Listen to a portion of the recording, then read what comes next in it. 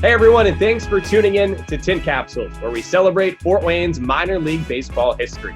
I'm John Nolan, and this time we're joined by Doug Dascenzo, the former big league outfielder who was Fort Wayne's manager from 2007 through 2009, capped off by a MWL League Championship. Doug, it's great to see you. Thanks so much for sharing your time with us and going back in time with us here in a way. And let's go back to spring training 2009 as you're wrapping up there in Peoria, Arizona, and flying out here to Fort Wayne. Do you recollect what your impressions were of the team you were heading into the season with? Well, coming out of spring training, pretty much, the expectations are always high, as they are with every spring training, and you break camp, and the guys are all excited to start the season. But that 2009 season, as you mentioned, we never thought it would start out the way it did, but we got off to a pretty good start. We probably don't have as much speed as we did last year. We do have a good amount of speed on this team.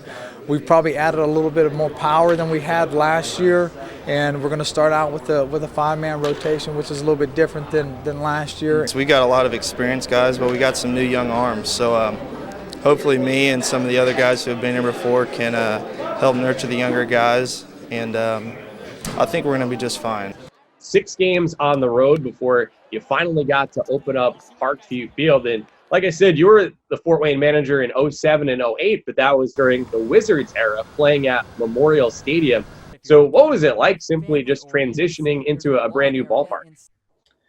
Well, I guess it's kind of like, Christmas morning. It's kind of like you get your first apartment maybe when you're a younger person or younger couple, buying your first home. So it was very exciting. As you can see, it looked like it was a beautiful day, a little bit of clouds, but nice out. So it was very exciting for sure.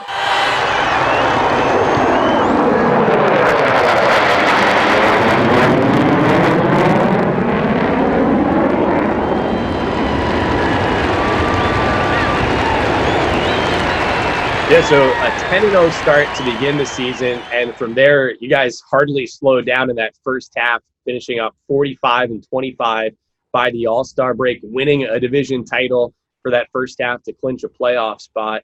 Although at that midpoint of the season, a core part of your team was promoted. Do you remember what that was like for you as a manager as you tried to guide the team to continue that success, as is the nature of minor league baseball, though, not having all your parts?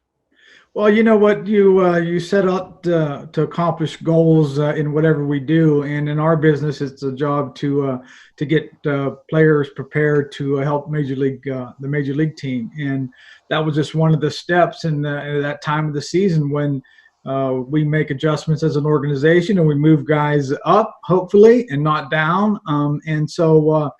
That was very exciting to be able to tell guys they're going up to the next level, the same way that you get the feeling of telling guys they're going to the major leagues and get promoted. So it was a good feeling.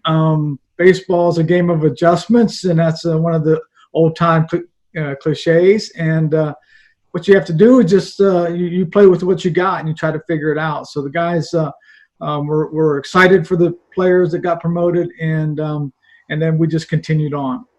Yeah, and so somehow you wound up not skipping a beat in the second half of the season, finishing 94-46. Not only the winningest season in franchise history, but one of the winningest regular seasons in MWL League and even all of minor league baseball history. Were there any highlights that stood out for you along the way there in the regular season? Well, I think, like you say, you start out 10-0 right out the gate.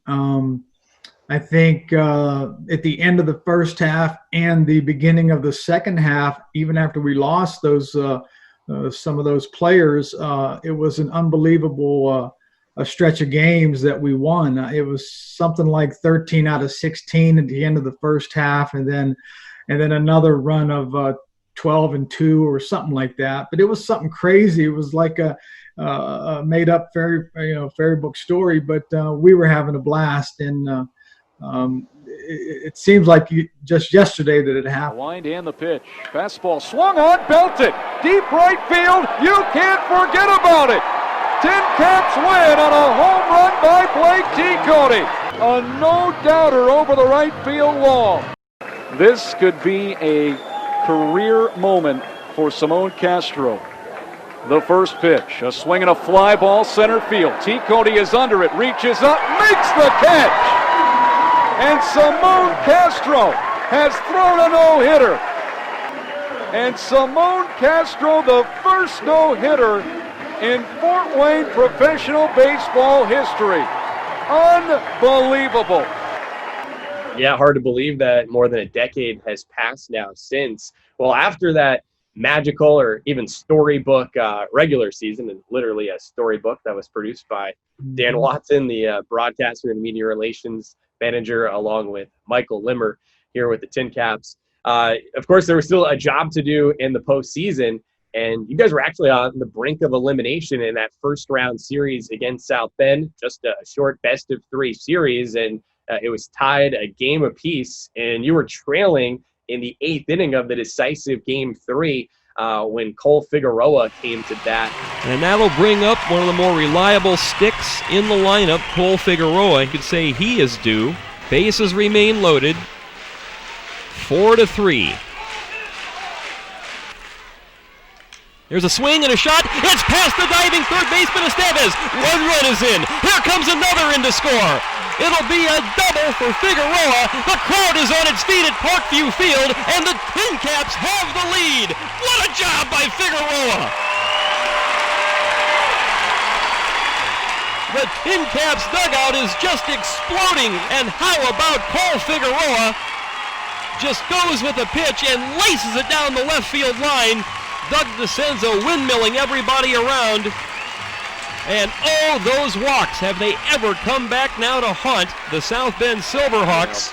Can you take us back to kind of what the feel in the dugout, or for you even coaching at third base, was like at this point? Well, when Cole came up, obviously that's the highlight reel and everything, and the game winner and all that kind of stuff. But in actuality, what happened was, I think the batter prior to that, who was Vince Belnomi, I believe, with Dan Robertson at second base and 2 outs, hit a 1-hop line drive to the left fielder that we had to stop Daniel Robertson at third base on, and we were losing by 2 runs, I think, at the time. But yeah, I was really mad at myself, I think, at the time. And there's 2 outs, and you want to try and send the guy, but if you do, the game's over. And so the first thing out of Danny Robertson's mouth was, "Hey, don't worry about it, Skip. Figgy's going to take care of it." And sure enough, he put a little line drive right over the third baseman's head, and that was it. Well, I hope you've been able to forgive yourself since then, because the team was able to hang on and close that one out. Although, again, the way that minor league baseball works, less than 24 hours later, the next series started. You were taking on D. Gordon and the Great Lakes Loons. Lost a crazy opening game to that series. Extra innings fell 11-10, but rebounded to force the decisive Game 3. And that was another wild one, back and forth late. Ultimately went into extra innings. And then maybe the unlikeliest of heroes with that group, your catcher, Robert Lara, came through in a big-time way.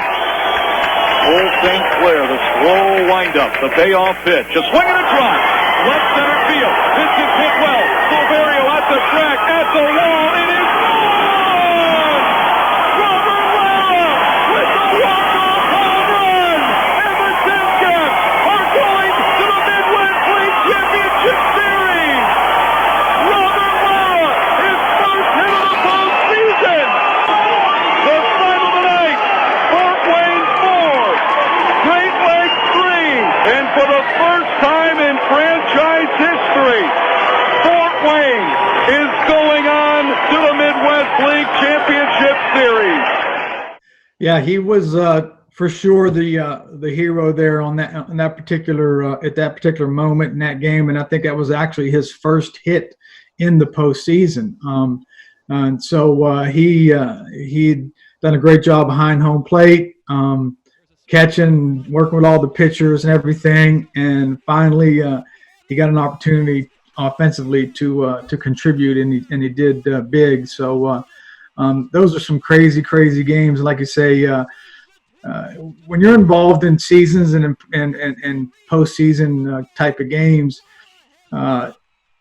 you can really remember almost everything about the postseason games, but the regular season games you don't. I mean, you can remember some highlights throughout the course of the season, but you can go back in your memory and almost not pitch to pitch, but at least inning to inning and big play to big play in those postseasons. So from the drive up to Midland and back, and after losing a long hard-fought battle, and for those guys to come through and win, the 2 games in a row to advance.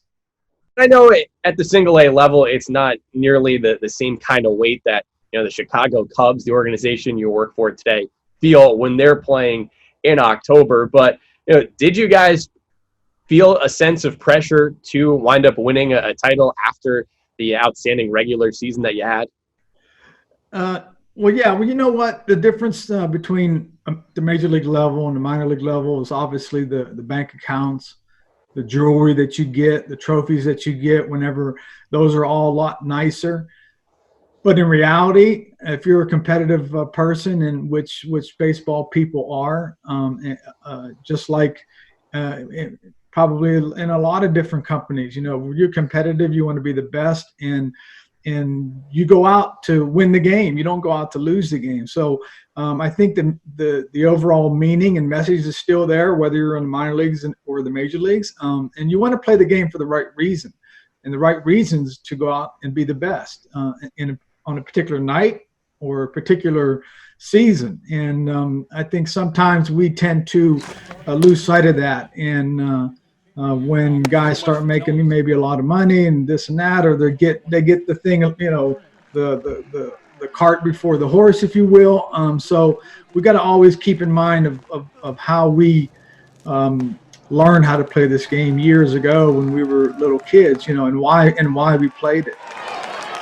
Yeah, and so the team advanced to the MWL League Championship Series here against the Burlington Bees, and finally it was sort of back to regular season form, where you cruise through that series, a best-of-5 series with a 3-game sweep to win the first, and at this point, only title in the franchise's 27-year history. You had Brad Brock on the mound there to close things out. What was it like when you guys were able to come out of the dugout there and celebrate that championship?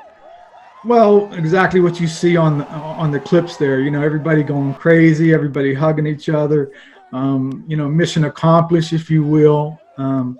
Just a lot of emotion, and you did what you set out to do, and so a lot of those guys on that team, all those guys on the team did a great job. A lot of them played in the major league level. A lot of them had long careers at the major league level, and to be able to share it with the front office and Mike Nutter and his gang and the ownership, the new stadium and everything involved.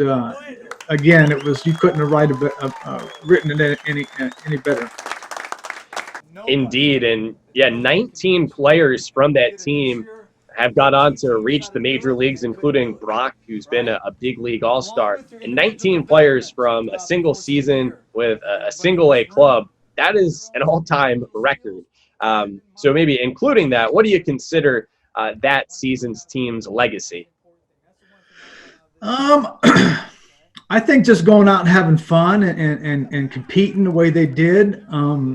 And again, it started from the top down, all the way down to the bottom. We had a very good relationship with, like I say, the front office and the organization. And I think organizationally wide, there was that same type of, why we go out and play the game in the Padre organization. So, a lot of guys grew up that year, and like you say, a lot of them went on to have great major league seasons, and it was definitely fun for sure.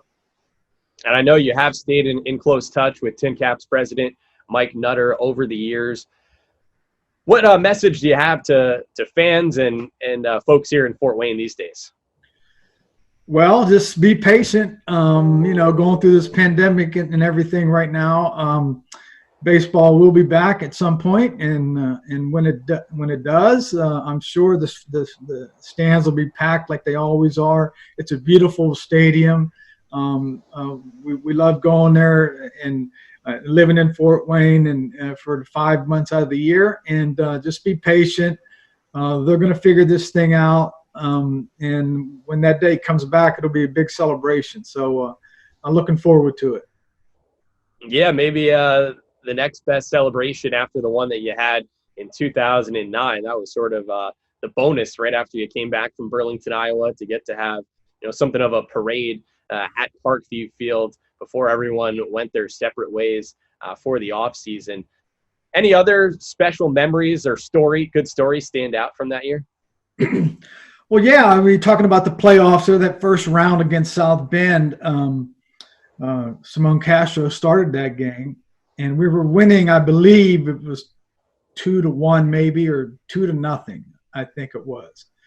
And Simone went out in the 7th inning, and he had walked the first hitter, and then he had struck out somebody else. He had a no-hitter.